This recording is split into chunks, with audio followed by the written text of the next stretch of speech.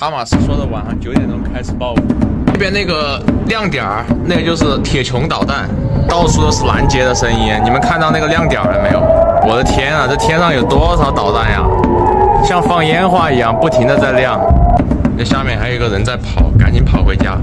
火箭弹又打过来了，我靠，那么多！还拦截不了这么多，这应该打不到我们这里啊。这回这个啥情况？这得拦截多少？